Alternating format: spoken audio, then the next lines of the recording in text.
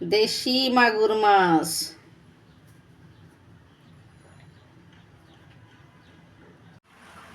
তো মাগুর মাছগুলা কেটে ভালোভাবে ধুয়ে সব কিছু দিয়ে মাখিয়ে নিলাম। কি কি দিলাম বলি, এখানে লবণ, হলুদ, মরিচ বাটা, রসুন বাটা, সব কিছু দিয়ে একদম ভালোভাবে মাখিয়ে নিলাম।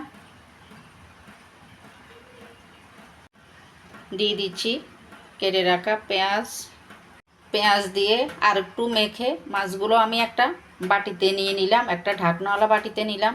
এই যে বাটির ঢাকনা নিয়ে নিলাম, যেহেতু মাছগুলো আজকে বাটিতেই চচ্চড়ি করব। দিয়ে দিচ্ছি মশলা মাখা ঝোলগুলো।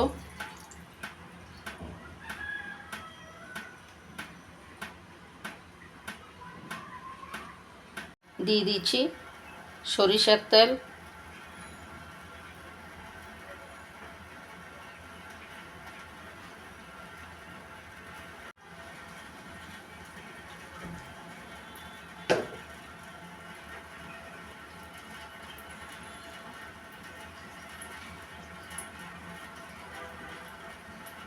এদিকে আমি একটি হাঁড়িতে বা কড়াইতে জল বসিয়ে দিলাম।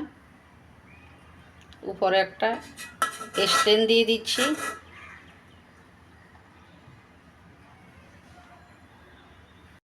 স্ট্যান্ডের উপরে বাটিটা বসিয়ে দিচ্ছি। বাটিটা আর নড়বে না, জল ঢোকারও কোনো চান্স নেই। এইভাবে আমি সিদ্ধ করে করে বাটি চচ্চড়ি করব।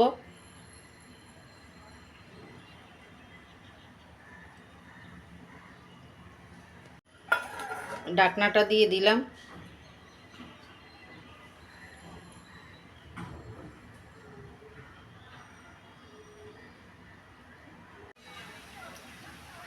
সেদ্ধ করে নিচ্ছি।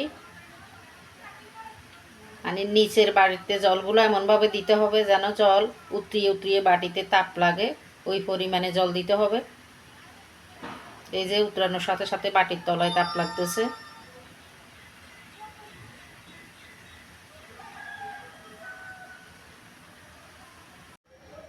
হয়ে গেল বাটি চচ্চড়ি। আধা ঘন্টা পৌনে 1 ঘন্টা সেদ্ধ করে নিলাম।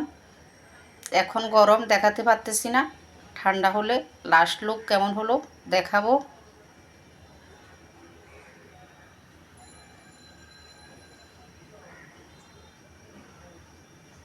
দেখাই আপনাদেরকে বাটি চচ্চড়ি লাস্ট পর্যন্ত কেমন হলো। এই যে